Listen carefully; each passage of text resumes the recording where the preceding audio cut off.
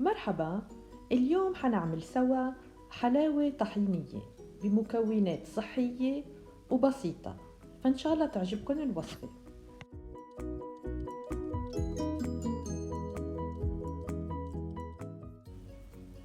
المقادير هي 500 جرام طحينة السمسم، 150 جرام شراب القيقب،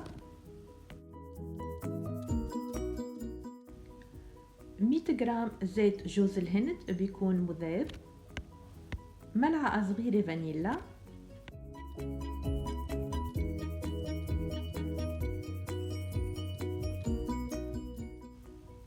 ورشة ملح.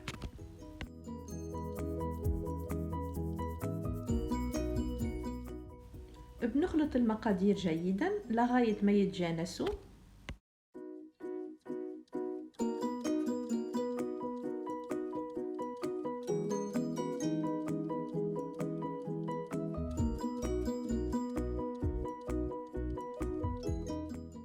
واخر شي بنضيف 100 جرام فستق حلبي حب، وبنخلط المقادير مع بعض.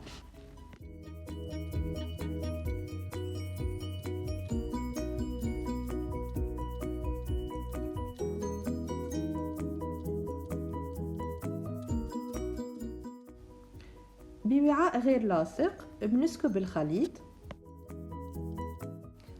فيكن كمان تفرشوا ورق الزبدة بالصينية مشان يكون سهل انه نشيل الحلاوة من بعد.